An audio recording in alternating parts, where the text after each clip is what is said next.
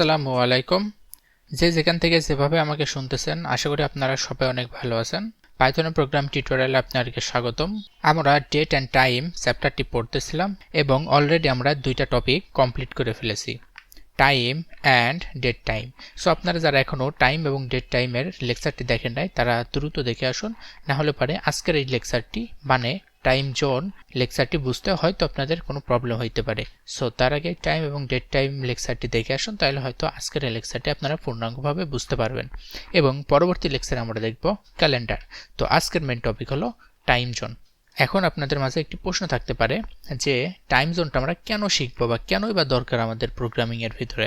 আপনি এমন একটি সফটওয়্যার তৈরি করলেন যেটা প্রত্যেকটা দেশের মানুষজন ব্যবহার করতে পারবেন এবং হয়তো সেই সফটওয়্যারের ভিতরে এমন কোনো প্রোগ্রাম সেট করে দেওয়া আছে যে এক এক দেশের জন্য এক এক রকম হবে। যেমন আমি একটি উদাহরণ দিতে পারি আপনাদের মাঝে, যে ইউটিউব। সো আপনারা একটু লক্ষ্য করলে দেখবেন যে ইউটিউব যদি অ্যাপসটা আপনি ওপেন করেন তো দেখবেন যে কিছু কিছু ফিচার কিন্তু আমাদের বাংলাদেশের জন্য ওপেন নয়, আবার কিছু কিছু ফিচার আছে যেগুলো কিন্তু অন্য দেশে ওপেন আছে বা অন্য দেশে মানুষগুলো ইউজ করতে পারে। এইটা কিভাবে মেনটেন করছে?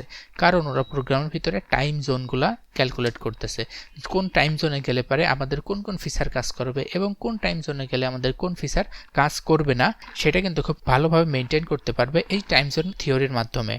তো চলুন আজকে আমরা দেখব যে কিভাবে এই টাইম জোনটা আমাদের পাইথন প্রোগ্রামিং এর ভিতরে কাজ করে বা পাইথন প্রোগ্রামিং এর মাধ্যমে আমরা কিভাবে এই টাইম জোনকে হ্যান্ডেল করতে পারি।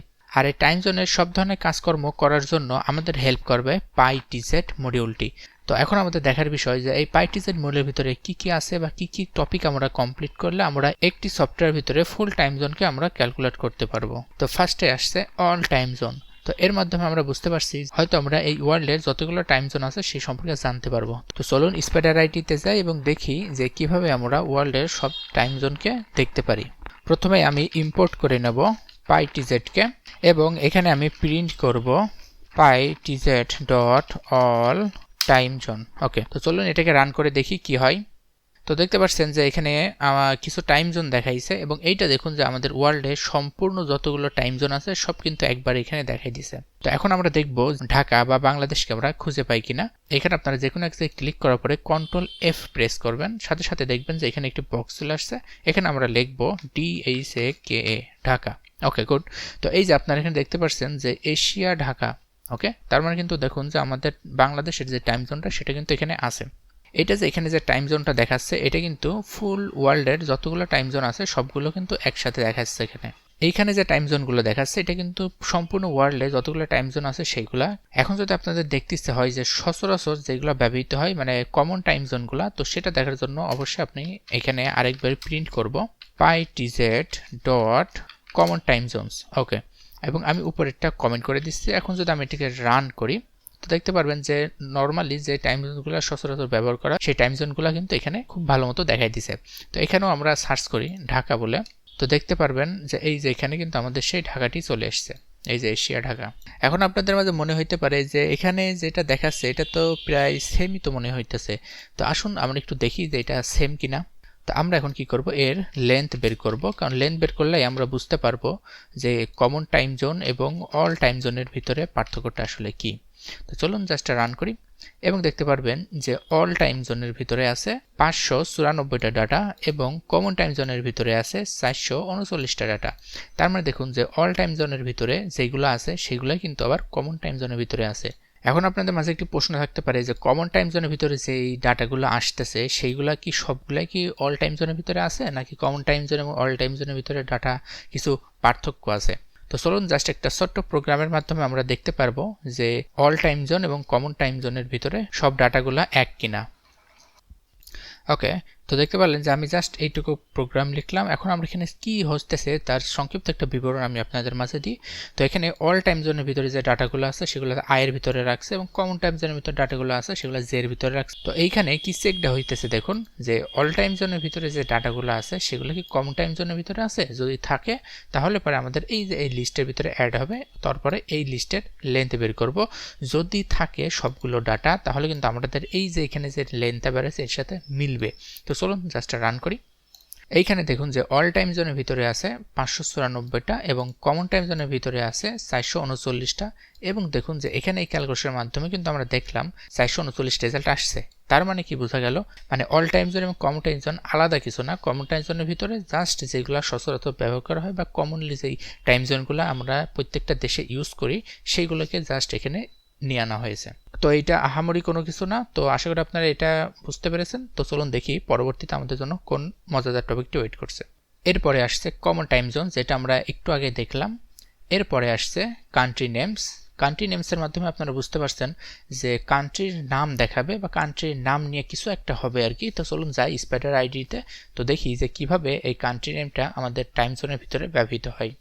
তো আমি এটাকে জাস্ট কমেন্ট করে দিচ্ছি এবং এখানে আমি প্রিন্ট করব pytz.country names।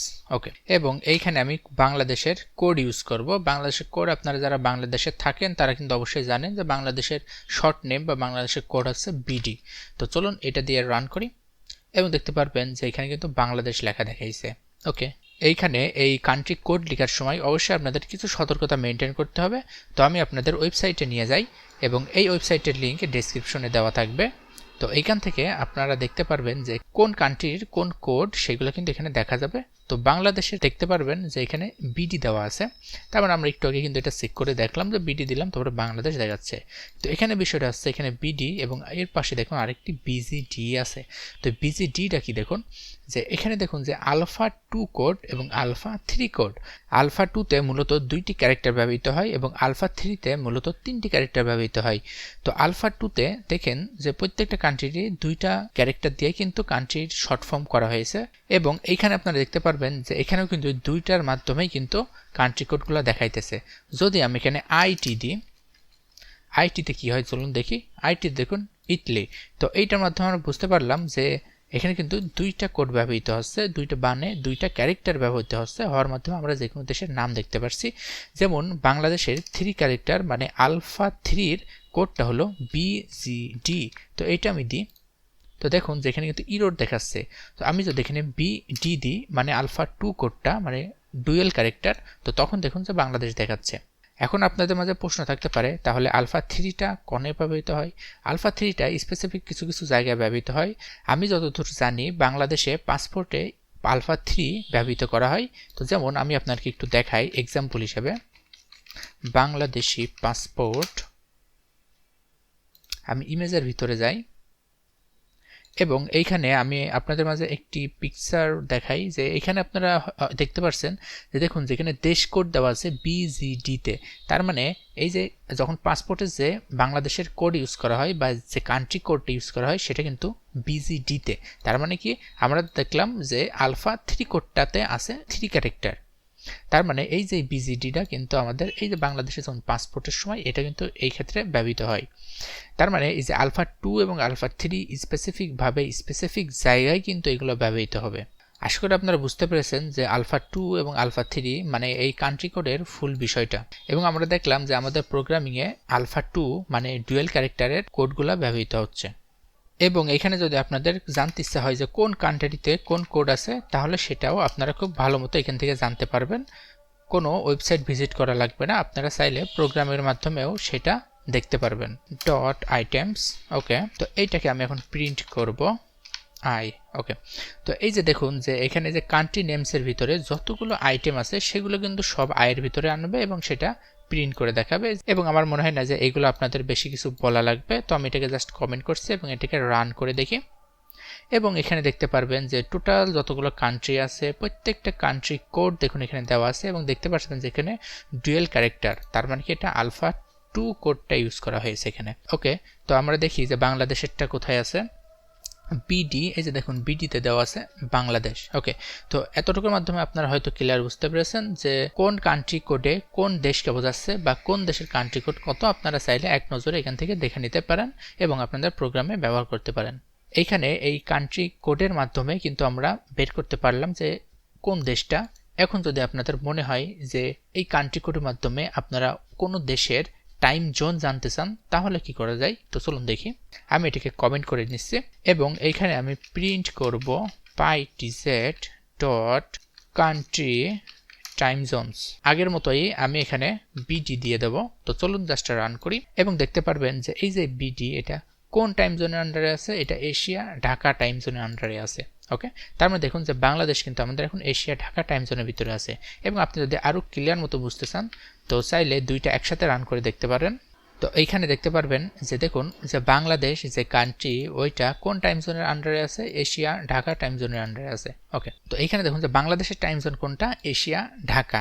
ওকে, তো এখন যদি আমি এখানে ইউএসটি আপনারা বুঝতে পারছেন ইউনাইটেড স্টেট, আমি এইখানে ইউএস দিচ্ছি। ওকে, তো এখন যদি আমি এটাকে রান করি তো কি হয় দেখুন, এই যে দেখুন যে ইউনাইটেড স্টেট, এই যে ইউনাইটেড স্টেটের ভিতরে বা ইউনাইটেড স্টেটের দেশের ভিতরে কতগুলো টাইম জোন আছে সেগুলো কিন্তু দেখুন এইখানে দেখাই দিছে। এবং আমরা আরেকটু জানি যে রাশিয়া অনেক বড় একটি দেশ। তো চলুন দিয়ে দেখি যে রাশিয়াতে কতগুলো টাইম জোন আছে। এবং দেখতে পারবেন যে এই যে এখানে যে রাশিয়া, এই রাশিয়ার ভিতরে এই যে এতগুলো টাইম জোন আছে এবং সেগুলো চাইলে আপনারা আপনাদের প্রোগ্রামে ব্যবহার করতে পারবেন। তো আশা করি আপনারা বুঝতে পেরেছেন যে কান্ট্রির মাধ্যমে কিভাবে আমরা কান্ট্রি নেম এবং টাইম জোনগুলো বের করতে পারবো। তো চলুন দেখি পরবর্তীতে আমাদের জন্য কোন মজাদার টপিকটি ওয়েট করছে। আমরা কান্ট্রি টাইম জোনস পর্যন্ত কভার করে ফেলেছি, এরপরে আমরা দেখব টাইম জোন। ওকে, তো চলুন স্পেডার আইডিতে যাই এবং দেখি যে এই টাইম জোনটা আমরা কিভাবে আমাদের প্রোগ্রামে কাজে লাগাতে পারি। এত সময় আমরা যে কোডগুলো করতেছিলাম সেগুলো কিন্তু ডিফল্ট হিসাবে টাইম জোনগুলো চলে আসছে। এখন যদি আমি চাই যে না আমি ডিফল্ট হিসাবে না, আমি নিজে ম্যানুয়ালি একটি টাইম জোন দেবো এবং সেই টাইম জোন নিয়ে কিছু কাজ করব। তো চলুন দেখি কি করা যায়। আমি এখানে টি নামে একটি ভেরিয়েবলের ভিতরে pytz ডট টাইম জোন নিয়ে নিচ্ছি এবং এর ভেতরে আমি একটি টাইম জোন নিয়ে নেব। আমি নিতে চাচ্ছি ঢাকা বা বাংলাদেশের টাইম জোনটা। আমি একটু উপরে যাই, এখানে দেখুন যে ঢাকা বা বাংলাদেশের টাইম জোনটা কি। তো এই যে এইটাকে কিন্তু আমি এখান থেকে কপি করে পেস্ট করলাম এবং এই টাইম জোনটা আমি একটু প্রিন্ট করতে চাই আপনার দেখানোর সুবিধার্থে। তো চলুন জাস্ট রান করি এবং দেখতে পারবেন যে এখানে এশিয়া বা ঢাকা চলে আসছে। মানে এটা কিন্তু আমাদের এই যে এখানে ম্যানুয়ালি যে টাইম জোনটা দেওয়া আছে সেটা কিন্তু এখানে আসলো। তো এখন আমাদের বিষয় হচ্ছে যে এইটা যে আসলো তো এটার এখন কাজ কি। তো এটার কাজ হলো যে আমরা এর আগে যে ডেট টাইম মডিউলটা করেছি, তো আমি আবারও বলতেছি আপনারা যারা এখনও সেই ডেট টাইম মডিউলটা দেখেন নাই তো তারা একটু কষ্ট করে দেখে আসুন, হয়তো আপনার এখানে বুঝতে সুবিধা হবে, না হলে হয়তো কিছু টপিকগুলো আপনারা হয়তো বুঝতে পারবেন না। ওকে, আমি এখানে ডেট টাইম মডিউল থেকে ডেট টাইমকে কল করে নিলাম। আমি এখন এখানে কম্বাইন আকারে মানে দুইটা মডিউলের কাজ একসাথে দেখাবো। আমি সরাসরি এখানে প্রিন্ট করে দেখাই ডেট টাইম ডট নাও। তো ডট টাইম ডট নাওতে কি হয় সেটা কিন্তু আপনারা খুব ভালো করে জানেন যে বর্তমান যে সময়টা সেটা দেখাবে এবং এর ভিতরে আমি টি দিয়ে দিচ্ছি। টিতে কি বোঝাচ্ছে, টি মানে আমাদের এই যে এই টাইম জোনটা আছে। তো চলুন জাস্ট রান করি দেখি কি হয়। এবং দেখতে পাচ্ছেন যে এইখানে যে নর্মাল যে ডেট টাইমটা আছে এতটুকু পর্যন্ত। তো যখন আমি এখানে টাইম জোন অ্যাড করলাম তখন কিন্তু আমাদের +6 দেখালো এবং আমরা জানি যে বাংলাদেশে ইউটিসি +6। আমি এই যে নর্মাল যে ডেট টাইমটা আছে আমি এটা একটু আপনাদের মাঝে প্রিন্ট করে দেখাই, তাহলে হয়তো আপনারা আরও ক্লিয়ার মতো বুঝতে পারবেন। এখন যদি রান করার মাধ্যমে এই যে দেখতে পাচ্ছেন যে এটা কিন্তু আমাদের নর্মাল যে টাইমটা দেখাচ্ছে বা ডেট সহকারে যে টাইমটা দেখাচ্ছে সেটা, এবং এইটা কিন্তু আমাদের টাইম জোন অ্যাড করার পরে যেটা দেখাচ্ছে তার মানে +6। তো আমি এখানে আপনার মাঝে আরেকটি টাইম জোন আমি এখানে দেখাইতে চাই। আচ্ছা, এখানে রাশিয়ার কিছু টাইম জোন এখানে আছে, আমি জাস্ট এটাকে একটু কপি করি। তো দেখি জাস্ট আমরা একটু দেখবো যে এখানে মূলত কি দেখায় বা কোনো ডিফারেন্স আসে কি না। এইটাকে আমি কমেন্ট করে দিই এবং এখন আমি এটাকে রান করব এবং এইখানে একটি মজার জিনিস দেখুন যে এখানে দেখাচ্ছে +7, তা বাংলাদেশ কি দেখালো +6 এবং দেখুন যে এই যে টাইম জোনের ভিতরে দেখাইতেছে +7। ওকে, তার মানে কিন্তু আপনারা এখানে ম্যানুয়ালি যে কোনো টাইম জোনে নিয়ে সেইটার ক্যালকুলেশন আপনারা আপনার প্রোগ্রামে করতে পারেন। তো আশা করি আপনারা বুঝতে পেরেছেন এই টাইম জোনের মাধ্যমে কিভাবে আপনার প্রোগ্রামের ভিতরে টাইমগুলোকে ম্যানিপুলেট করতে পারেন। চলুন এখন আমরা স্লাইডে যাই এবং দেখি যে পরবর্তীতে কোন মজাদার টপিকটি ওয়েট করছে। এখন আমরা যে টপিকটা আলোচনা করব সেটা হচ্ছে অ্যাস টাইম জোন। এবং আপনার একটি মজার জিনিস লক্ষ্য করলে দেখতে পারবেন যে এখানে দেখুন টাইম জোন আছে এবং এখানে অ্যাস টাইম জোন। তো তার মানে আপনারা বুঝতে পারছেন যে এই টাইম জোনের সাথে অবশ্যই এর কিছুটা মিল আছে। তো কতটুকু মিল আছে না কি আছে, তো চলুন আমরা স্প্রেড আইডিয়াতে এক্সাম্পল হিসেবে দেখি। আমি এইখানে যে ক্যালকুলেশনটা করা হয়েছে বা যেটা প্রিন্ট করে দেখানো হয়েছে আমি এটা একটি ভেরিয়েবলের ভিতরে রাখতে চাচ্ছি এবং রাখার কারণটা কি সেটা একটু পরে আপনারা দেখতে পারবেন। এবং এখানে আমি সরাসরি প্রিন্ট করে দেখাবো এইচ ডট। তো এই যে দেখুন যে আমি এখানে কি লিখলাম এইচ ডট, তার মানে দেখুন এই যে এই টাইম জোনের সাথে কিন্তু আমি কিছু একটা কাজ করছি। তবে এই টাইম জোনটাই বা এখানে যে ডেট টাইমটা দেখাইছে এর সাথে অ্যাস টাইম জোন। ওকে, এখন আমি এখানে দেখব যে এখানে যে টাইম জোনটা আমাদের আছে, আমি এখানে বোঝার সুবিধার ক্ষেত্রে ঢাকা লিখে নিই। তাহলে কি হচ্ছে দেখুন, যে বাংলাদেশের যে টাইম জোনটা আছে ওই টাইম জোনটা বাংলাদেশে কত, এবং ওই টাইম জোনের আকারেই মানে আমরা বাংলাদেশের সাপেক্ষে আমরা এখন দেখব যে ইউটিসি টাইম জোন কত, বা অন্য যে কোনো কান্ট্রির টাইম জোন আপনারা এখানে দেখতে পারেন। ওকে, আমি এখানে বোঝার সুবিধার ক্ষেত্রে জাস্ট ইউটিসি টাইম জোনটা আমি এখানে নিতে চাচ্ছি, এবং ইউটিসি টাইম জোন দেখার জন্য আপনাদের pytz.utc লিখলে পারে এখানে চলে আসবে। তো যাই হোক, চলুন এটাকে রান করি এবং দেখি। এবং দেখুন যে বাংলাদেশে এখন +6, মানে ইউটিসি যে টাইম আছে দেখুন এখানে 00, এবং আমরা জানি যে ইউটিসি টাইমের সাথে +6 অ্যাড হওয়ার পরে সেটা বাংলাদেশের টাইম হয়, এবং দেখুন সেম কিন্তু এটাই দেখাইতেছে। এবং এইখানটা শুধু যে আপনি ইউটিসি টাইমটা দেখতে পারবেন তা নয়, আপনারা চাইলে অন্য টাইম জোনও দেখতে পারেন এখানে। তো আমি এইখানে টির বদলে আমি টি দিয়ে আরেকটি টাইম জোন আমি নিতে চাচ্ছি, এবং এটাকে জাস্ট আমি কপি করে পেস্ট করব, এবং এখানে আমি কলকাতার বা ইন্ডিয়ার যে টাইম জোনটা আছে সেটা আমি এখানে নিয়ে নেব। ওকে, এবং এইখানে যে টাইম জোনটা নিলাম এটা কিন্তু আমি এখন এই মেথডের ভিতরে দিয়ে দেবো। তো চলুন জাস্ট এটাকে রান করি। তো এখানে দেখতে পাচ্ছেন যে বাংলাদেশের যে টাইম জোন তার থেকে কিন্তু আধা ঘন্টা লেটে আছে ইন্ডিয়ার টাইম জোন, কিন্তু এটা কিন্তু আমরা জানি যে ইউটিসির সাথে 6 ঘন্টা যোগ করে যে টাইমটা হয় সেটা বাংলাদেশের, এবং 5.5 ঘন্টা যোগ করে যে টাইমটা হয় সেটা হচ্ছে ইন্ডিয়ার। ওকে, গুড।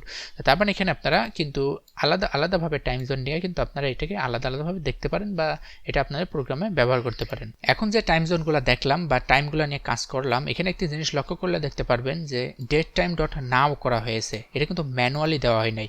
এখন যদি আপনার মনে হয় যে না আমি ম্যানুয়ালি ভাবে কাজ করব, তখন কিভাবে কাজ করতে পারেন, তো চলুন দেখি।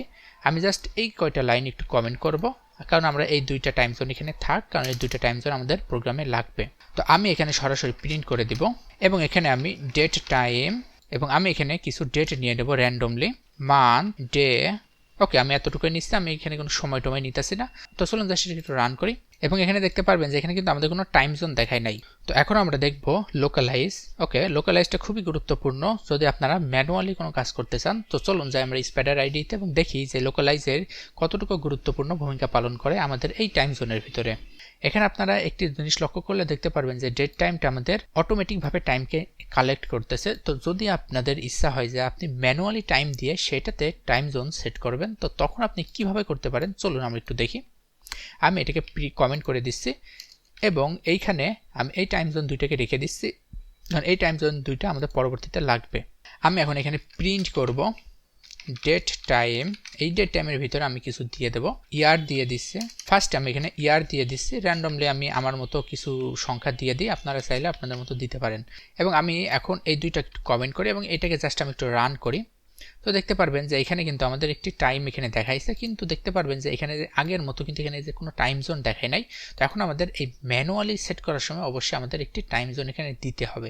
তো যেমন আপনারা যখন অটোমেটিকভাবে ডেটগুলোকে নিতেছিল তখন কিন্তু দেখতে পারলেন যে নাও এর যে মেথড আছে তার ভিতরে এই টাইম জোনটাকে দিতেছিলাম, কিন্তু এখন আমরা কোথায় দেব?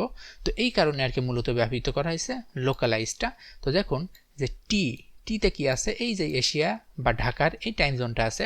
তো এখন যদি আমি এখানে টি ডট লোকালাইজ, এখন যদি লোকালাইজ করে দিই, তো আমি এইটার প্যারেন্থেসিসটা আমি লাস্টে দিয়ে দিচ্ছি। তার মানে দেখুন এশিয়া বা ঢাকাকে লোকালাইজ করা হচ্ছে এই টাইমের উপরে। তো চলুন জাস্ট এখন রান করব, এবং দেখতে পারবেন যে এইখানে দেখুন +6 দেখাইছে। এখানে যে টাইমটা দেখাইছিল তার সাথে কিন্তু টাইম জোন অ্যাড করা ছিল না, কিন্তু এইটা দেখার মাধ্যমে আমরা বুঝতে পারছি যে এখানে কিন্তু আমাদের টাইম জোনটা অ্যাড করা হয়েছে। এই লোকালাইজের মেন কারণটা হচ্ছে আপনারা যখন এই ডেট টাইম বা টাইমগুলোকে ম্যানুয়ালি দেবেন সেই সময় অবশ্যই আপনাদের এই লোকালাইজ মেথডের প্রয়োজন হবে। আশা করি এখন আপনারা ক্লিয়ার মতো বুঝতে পেরেছেন কিভাবে প্রোগ্রামে টাইম জোনগুলো কাজ করে বা টাইম জোনগুলোকে কিভাবে আমাদের প্রোগ্রামে কাজে লাগানো যায়। তো তারপরে যদি কারো কোনো প্রবলেম থাকে তো অবশ্যই কমেন্ট করে জানাবেন, আমি অ্যান্সার করার চেষ্টা করব। তো আজকে এতটুকুই, পরবর্তীতে দেখা হবে ক্যালেন্ডার মডিউলকে নিয়ে। তো তত সময় আপনারা সবাই ভালো থাকবেন, সুস্থ থাকবেন, খোদা হাফেজ।